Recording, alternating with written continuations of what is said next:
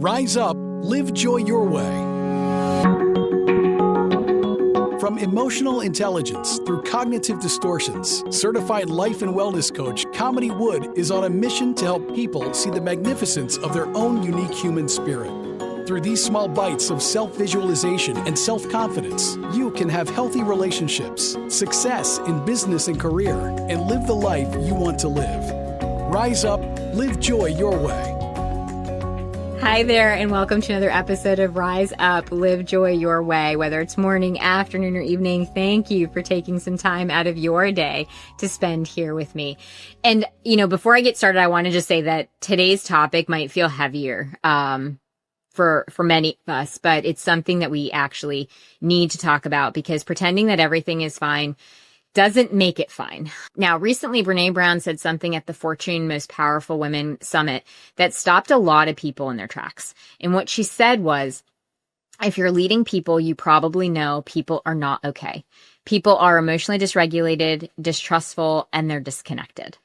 And I really want us to just sit with that for a minute, because whether you're leading a team or you are teaching in a classroom or running a household, or just simply trying to hold yourself together in what kind of feels like a pretty chaotic world right now, you've probably felt what she said, like the deep truth of what she said.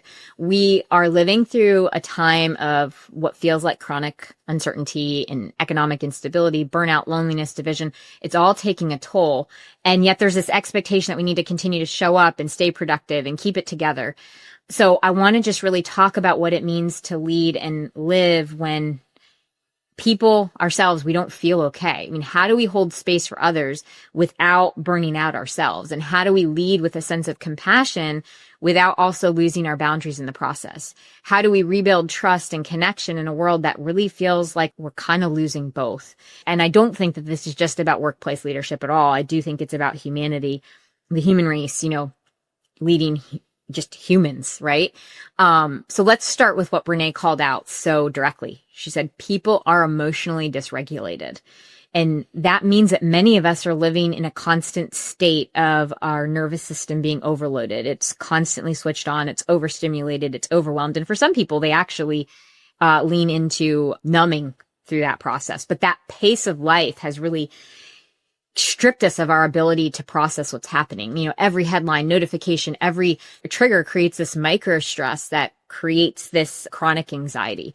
At work, people are trying to focus while they're silently also trying to deal with the fatigue and fear. And at home, families are multitasking and they're managing emotions and bills and responsibilities that never seem to end. So when people feel that sense of unsafety, emotionally that I'm talking about, they become guarded and distrust grows. And that's when disconnection happens. And that's the emotional climate that I think we're kind of in right now. It's not calm. It feels very chaotic and turbulent, if you will. So if you're a leader of any kind, you've probably noticed how it's showing up. Maybe you're noticing that your team seems more on edge. Maybe communication feels shorter, or patience is thinner. Maybe you feel, that you're shorter. We're noticing that people are misreading tone and tension, and it's not that they don't care. It's that their emotional bandwidth is depleted. We used to talk about burnout like it was this temporary thing that we could quickly fix with more sleep. But I think what we're realizing is that burnout is scarily becoming more of a baseline, and conscious leadership, really can't rely on just old motivation or old tools like motivational speeches. It's really about awareness and empathy. It requires leaders who can regulate themselves before trying to regulate others, because the truth really is that the most grounded nervous system in the room is the one that's going to set the tone. So when you lead from a place of calm presence, you lead from that place instead of panic or chaos, what you'll do is you'll help others start to regulate too. So now we talk about burnout and stress like they're individual problems, but they're actually pretty relational. Emotions are contagious. Neuroscience shows that our nervous systems will sync up with people that are around us through what's called co-regulation. So if your manager, for instance, is really anxious or having that chaotic energy, you're going to feel that as well. If your parent is constantly tense, your body's going to start to mirror that tension too. If your partner shuts down, your own nervous system is going to start to pick up on that distance. And that's why leadership isn't about forcing positivity, but it's about really paying attention and managing your own energy.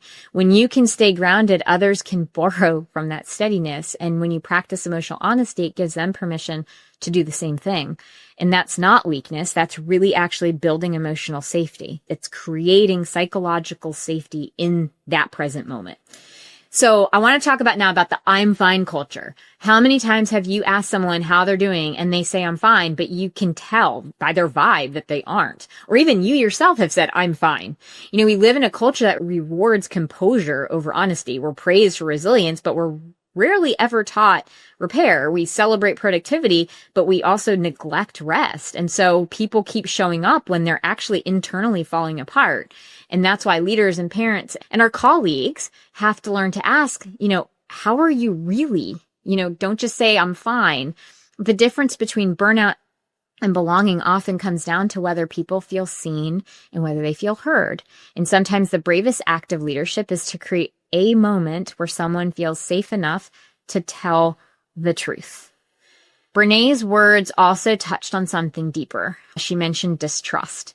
When people don't feel safe, they stop sharing ideas and they stop being creative and they stop being vulnerable.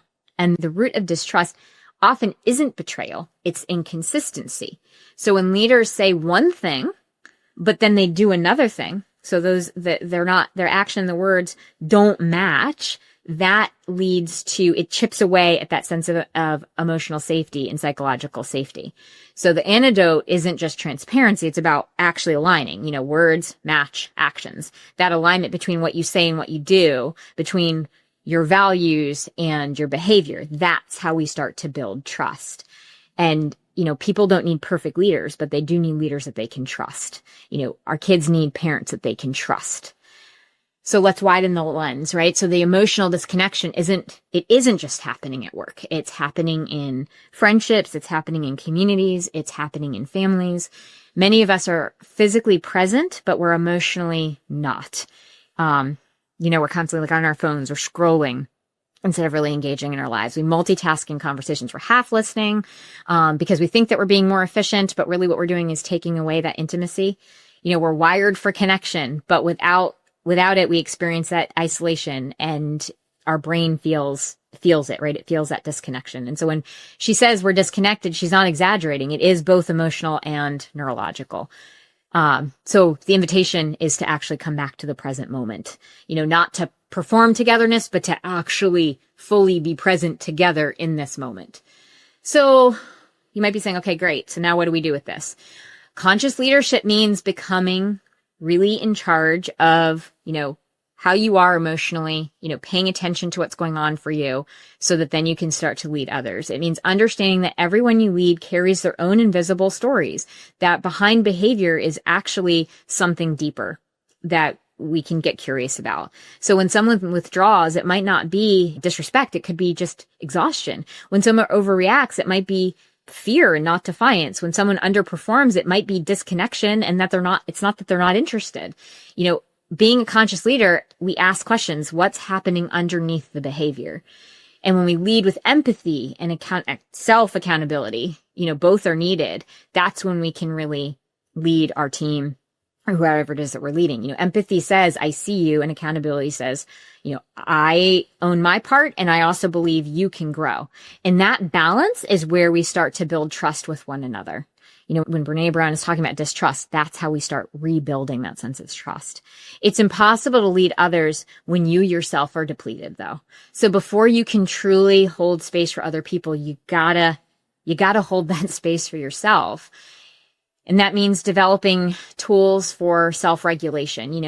It could be micro actions again, pausing to breathe before responding to something, grounding your body. When your emotions start to spike, you really take the time. Putting those feet on the ground and grounding yourself, taking breaks instead of just pushing through the entire day, setting boundaries. So, you can give yourself time and you're giving yourself a little bit of self-compassion too. You really, the old adage, right? You can't pour from an empty cup. So self-regulation, it's not selfish, it's self-full. And when you are doing that, it can create sustainable leadership, because when you're calm, your clarity returns. And when you're clear, your compassion will deepen and you're able to really pay attention to how you're reacting to people. When leaders ignore their emotional truth, what happens is that's when the dysfunction grows. And we see this in organizations that prioritize productivity over people. We can track high turnover or low trust, and innovation starts to get stifled. And we see it in families where they avoid hard conversations, resentment builds under the surface. And then, of course, we see it in everyday individuals. When we suppress our emotions, eventually our body's going to tell us. So ignoring emotional reality doesn't make it go away. It just moves it underground. And that's where it starts to build and fester, and it creates things like stress, disconnection, illness. So conscious leadership means naming what's real, even when it looks kind of messy. And rebuilding trust does start small. It's, again, micro actions will build. It's consistency. It's follow through. It's listening. It's, making repair, apologizing when maybe you do misstep. Trust doesn't return because we demand. You can't say, trust me and demand it. It returns when we earn it with an honest interaction, one honest interaction at a time. So if you're leading a team, building rituals of connection, of check-ins, shared reflections, spaces to actually talk and share. And if you're leading your family, making time for actual emotional presence, whether it be shared meals or listening, just not listening without fixing, just truly connecting. Trust grows when we're allowed to be imperfect individuals. And so if you are leading people, here are just a couple things to maybe take with you, in the moment. Normalize being human. Admit when you're struggling too. It doesn't erode your authority. It actually builds authenticity. Really put some prioritization on emotional and psychological safety. Create a space for disagreement without punishment. Pay attention to modeling boundaries, showing that rest is respected. It's not shamed. And replace judgment with curiosity. When someone reacts strongly, ask to yourself, okay, what could be underneath this? And truly celebrate small wins. In dysregulated times, even small progress is so important, and it deserves recognition. Leadership today isn't about being the hero. It's about how can we contribute to this overall idea of healing. And I will say that I think right now, compassion fatigue is a real thing. You can care deeply for somebody and still kind of feel empty. And leaders often absorb what everyone else is feeling without replenishing their own selves. So over time, what that does is it leads to irritability. It can also lead to detachment. So if you've reached that point as a leader, again, it's not that you've failed. It means that you too also need some support. You do need to take some time to rest and reconnect and refuel, because your own human being, right? You need that to be a capable, trustworthy leader yourself. Now, some things are outside of our control. Like we can't control global instability or economic uncertainty, but we can have ownership of how we treat ourselves and how we treat others. And connection is built in those micro moments. So, the text that says thinking of you, the manager who checks in after a hard week, the parent who admits, okay, I don't have all the answers. I don't really totally know how to do this, but I'm here with you. Like those moments, they don't solve all of that instability, but they anchor us together and they anchor us in common humanity. And right now, that humanity is leadership. So I just want you to maybe take a moment to reflect on a couple things that you might want to just journal on or just think about. Where in my life am I leading people who might not be okay right now? And how am I showing up when others are emotionally dysregulated? And what helps me regulate my own emotions when things feel uncertain? And where might I need to rebuild trust? Through my actions or, through my actions and maybe not just my words, or maybe where are my words and actions not matching up?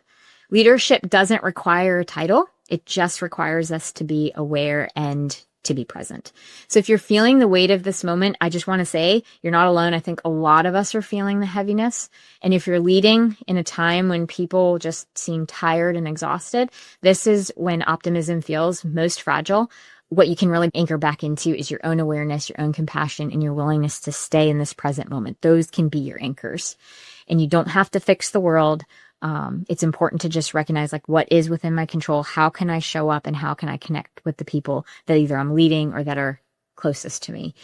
Being the calm in the chaos doesn't mean that you don't feel it. It just means that you choose to not let that chaos define you. And, you're willing to put the effort in to stay in the present moment and to stay connected to your own humanity and your own honesty.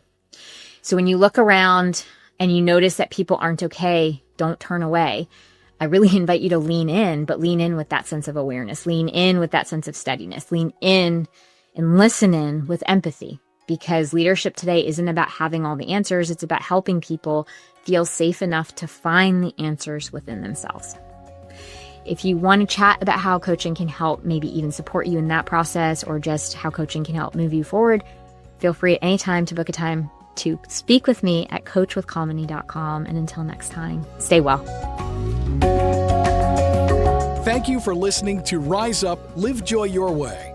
For more information, book a chat with Kamini at www.chatwithkamini.com or visit her website at www.kaminiwood.com. You can also find Kamini on Facebook or Instagram. Username It's Authentic Me. Thank you for listening.